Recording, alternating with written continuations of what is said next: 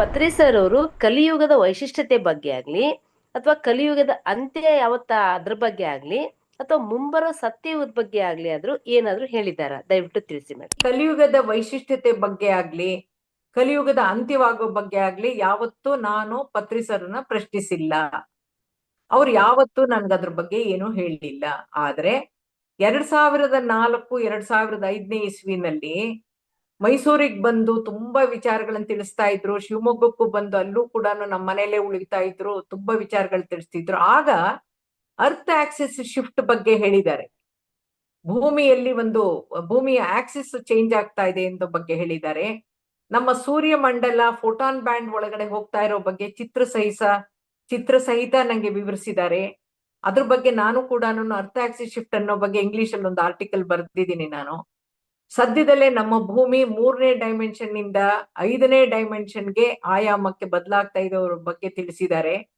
ಧ್ಯಾನಿಗಳು ಮಾತ್ರ ಇನ್ನೊಂದು ಒಳ್ಳೆ ವಿಚಾರ ಪತ್ರಿ ಸರ್ ನಮ್ಗೆ ಮುಂಚಿಂದ ಹೇಳ್ಕೊಂಡ್ ಬಂದಿರೋದೇನು ಅಂದ್ರೆ, ಧ್ಯಾನಿಗಳು ಮಾತ್ರ ಇವೆಲ್ಲದರ ಸಕಾರಾತ್ಮಕ ಕಂಪನಗಳನ್ನ ಏನೇನ್ ಬದಲಾವಣೆ ಆಗುತ್ತೋ ಆ ಕಂಪನಗಳನ್ನ ತಡ್ಕೊಳಕ್ಕೆ ಸಾಧ್ಯ ಇರೋದು ಧ್ಯಾನಿಗಳಿಗೆ ಮಾತ್ರ ಸಾಧ್ಯ. ಧ್ಯಾನ ಸಾಧನೆಯಲ್ಲಿ ತೊಡಗದವರು ಮಾತ್ರನೇ ಮುಂಬರೋ ಸತ್ಯುಗಕ್ಕೆ ಪ್ರವೇಶ ಪಡೆಯೋಕೆ ಸಾಧ್ಯ ಅಂತ ಮೊದಲಿಂದ ಅವ್ರು ನಮ್ಗೆ ಹೇಳ್ತಾ ಬಂದಿದ್ದಾರೆ. ಒಂದು ವಿಚಾರ ನಡೆಯುತ್ತೆ, ಆಂಧ್ರದಲ್ಲಿ ಧ್ಯಾನ ಮಹಾಯಜ್ಞ ನಡೀತಾ ಇರುತ್ತೆ. ಅದ್ ಯಾವ ಪ್ಲೇಸು ಅಂತ ನಾನು ಕೇಳಲಿಲ್ಲ ಇವ್ರನ್ನ, ಪ್ರೇಮ್ನಾಥ್ ಸರ್ನ. ದಿನಾಂಕ 21/12/2012 ಪ್ರಳಯ ಸಂಭವಿಸುತ್ತೆ ಅಂತ, ಕಲಿಯುಗ ಅಂತ್ಯವಾಗುತ್ತೆ, ಸತ್ಯಯುಗ ಪ್ರಾರಂಭ ಆಗುತ್ತೆ ಅಂತ ಬೆಂಗಳೂರಿನ ಹತ್ರ ಚಿಕ್ಕಗುಬ್ಬಿಯ ಮಾನಸ ಫೌಂಡೇಶನ್ ನಲ್ಲಿ ಇರುವಂತ ಸ್ವಾಮಿ ಕೃಷ್ಣಾನಂದರು ಕೂಡ ನುಡಿದಿದ್ರು. ಕಾಲಚಕ್ರ ಆಧಾರಿತ ಕಾಲಜ್ಞಾನಿಗಳು ಕೂಡ ಹೇಳಿದ್ರಂತೆ. ಹಂಗಾಗಿ ಪ್ರಳಯ ಕುರಿತು ಹಲವಾರು ಪುಸ್ತಕಗಳು ಕೂಡ ಹೊರಬಂದಿದ್ದು, ನಾವು ಅದನ್ನೆಲ್ಲ ಕೊಂಡ್ಕೊಂಡು ಓದಿ ಅದ್ರ ಒಂದು ಅಬ್ರಿಡ್ಜ್ ಮಾಡಿ ಒಂದು ಆರ್ಟಿಕಲ್ ಮಾಡಿ ಎಲ್ರಿಗೂ ಈ ತರ 21/12/2012 ಪ್ರಳಯ ಆಗತ್ತಂತೆ. ಆ ಪ್ರಳಯದಲ್ಲಿ ನಾವು ವಿನಾಶ ಆಗದೆ ನಾವು ಮುಂದಿನ ಯುಗಕ್ಕೆ ಹೋಗ್ಬೇಕಾಗಿದ್ರೆ ನಾವು ಧ್ಯಾನ ಮಾಡ್ಬೇಕಂತೆ ಅಂತ ನಾವು ಕೂಡ ಸುಮಾರು ಕಡೆ ಅದನ್ನ ಹೇಳ್ತಾ ಇದ್ವಿ. ಆದರೆ 21/12/2012 ಏನೂ ಆಗ್ಲಿಲ್ಲ. ಆದ್ರೆ ಪತ್ರಿ ಸರ್ ಅವರು ಧ್ಯಾನ ಮಹಾಯಜ್ಞದಲ್ಲಿ ನಡೆಸ್ತಾ ಇರುವಾಗ ಮಧ್ಯಾಹ್ನ 12 ಗಂಟೆಗೆ ಅದೇ ದಿವಸ ಒಂದು ಅನೌನ್ಸ್ ಮಾಡಿದ್ರಂತೆ. ಇವತ್ತೊಂದು ನಿಮ್ಗೆಲ್ಲ ಒಂದು ಸಿಹಿ ಸುದ್ದಿ ಕೊಡ್ತಾ ಇದ್ದೀನಿ, ಒಂದು ಬಹಳ ಸಂತೋಷ ಪಡುವಂತ ಸುದ್ದಿ ಕೊಡ್ತಾ ಇದ್ದೀನಿ. ಅದೇನು ಅಂತಂದ್ರೆ, ಇವತ್ತು ರಾತ್ರಿ ಅರ್ಧರಾತ್ರಿ 12 ಗಂಟೆಯಿಂದ ಸತ್ಯಯುಗ ಪ್ರಾರಂಭವಾಗ್ತಾ ಇದೆ ಅಂತ ಘೋಷಿಸಿದ್ದಾರೆ ಅಂತ ನಂಗೆ ತಿಳಿದು ಬಂತು. ಈ ಕುರಿತು ನಾನು ಬ್ರಹ್ಮರ್ಷಿ ಪ್ರೇಮ್ನಾಥ್ ಅವರೊಂದಿಗೆ ಚರ್ಚಿಸಿದಾಗ ತಿಳಿದು ಬಂದಿದ್ದೇನೆಂದ್ರೆ, ಧ್ಯಾನ ಯಜ್ಞದ ವೇದಿಕೆಯಲ್ಲಿ ದಿನಾಂಕ 21/12/2012 ಹಗಲ್ನಲ್ಲಿ ಆವತ್ ರಾತ್ರಿ ಏನಾಯ್ತು ಅಂತ ಘೋಷಣೆ ಮಾಡಿದ್ದು ಸತ್ಯಯುಗ ಪ್ರಾರಂಭವಾಗಿದೆ ಅಂತ ಪ್ರೇಮ್ನಾಥ್ ಸರ್ ಅವರು ಕೂಡ ಕನ್ಫರ್ಮ್ ಮಾಡಿದ್ರು.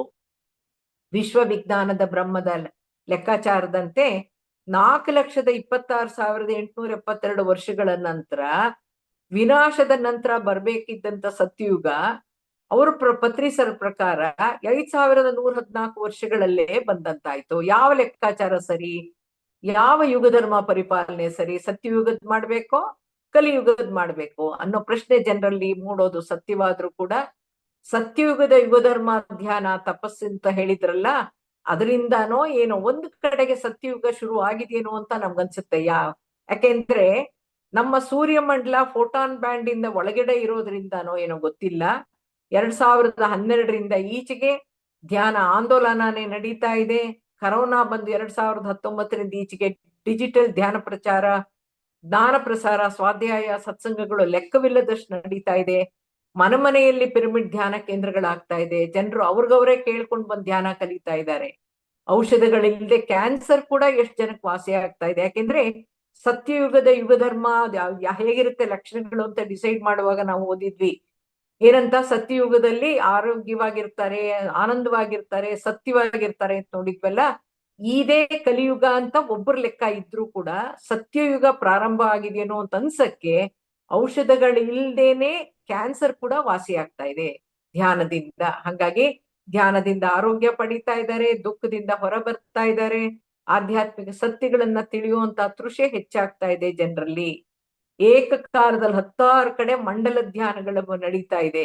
ಲಕ್ಷಾಂತರ ಧ್ಯಾನಿಗಳಿಗೆ ಧ್ಯಾನ ಅನುಭವಗಳಾಗ್ತಾ ಇದೆ. ಇದೇ ಪಿರಮಿಡ್ ಮಾಸ್ಟರ್ಸು ಸಾಕಷ್ಟು ಕಾರ್ಯಕ್ರಮಗಳನ್ನ ನಡೆಸ್ತಾ ಇದ್ದಾರೆ. ಯೂಟ್ಯೂಬ್ ನಲ್ಲಿ PMC ಚಾನೆಲ್ ನಲ್ಲಿ ಸಾವಿರಾರು ಕಾರ್ಯಕ್ರಮಗಳು ಹಲವಾರು ಭಾಷೆಗಳಲ್ಲಿ ಲಭ್ಯ ಇದೆ.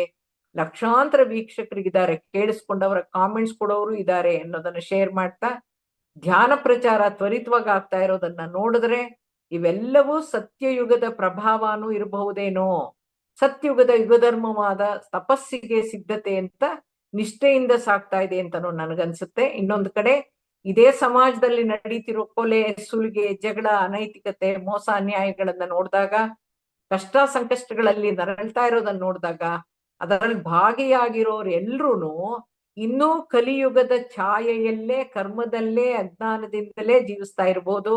ಅವ್ರುಗಳ ಸತ್ಯಯುಗಕ್ಕೆ ಕಾಲಿಡಕ್ಕೆ ಇನ್ನೂ ಅರ್ಹತೆಯನ್ನ ಪಡೆದೇನೆ ಇರೋರು, ಅವರೆಲ್ಲರೂ ವಿನಾಶದ ದುಃಖಾಂತ್ಯವನ್ನ ಅನುಭವಿಸ್ಬೇಕಾಗುತ್ತೋ ಏನೋ ಅಂತ ನಂಗನ್ಸುತ್ತೆ. ಅವ್ರುಗಳೂ ಕೂಡ ಕಲಿಯೋದಿರುತ್ತೆ, ತಿದ್ದುಕೊಳ್ಳೋದಿರುತ್ತೆ, ಅನುಭವಿಸೋದಿರುತ್ತೆ. ಯಾರೂ ಅನಾಹತ ಚಕ್ರಕ್ಕೆ ಬರದೇನೆ ಧ್ಯಾನಕ್ಕೆ ಬರಕ್ಕಾಗಲ್ಲ, ಧ್ಯಾನಕ್ಕೆ ಬರದೆ ಸತ್ಯಯುಗಕ್ಕೆ ಪ್ರವೇಶ ಮಾಡಕ್ಕಾಗಲ್ಲ.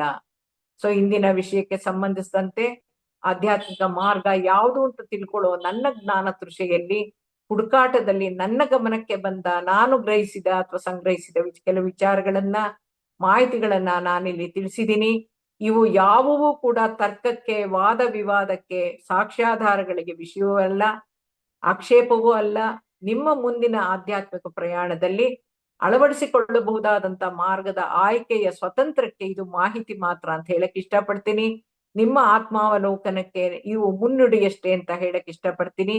ಈ ಪ್ರಶ್ನೋತ್ತರ ಕಾರ್ಯಕ್ರಮದ ಮೂಲಕ ಪೂಜೆ ಮತ್ತು ಧ್ಯಾನ ಕುರಿತು ನನಗೆ ತಿಳಿದಷ್ಟು, ನಾನು ತಿಳಿದಷ್ಟು ವಿಷಯ ವಿಚಾರಗಳನ್ನ ನಿಮ್ಗೆ ಉಣಬಡಿಸಿ, ಯಾವುದನ್ನ ಬೇಕೋ ಅದನ್ನ ತಿನ್ನೋ ಸ್ವಾತಂತ್ರ್ಯವನ್ನ, ನಿಮ್ಮ ಹಸಿವಿಗೆ ಅವಶ್ಯಕತೆಗೆ ಅನುಕೂಲಕ್ಕೆ ತಕ್ಕಂತೆ ಎಷ್ಟು ಬೇಕೋ ಅಷ್ಟು ತಿನ್ನೋ ಸ್ವಾತಂತ್ರ್ಯವನ್ನ ನಿಮ್ಗೆ ಕೊಟ್ಟಿದೀವಿ.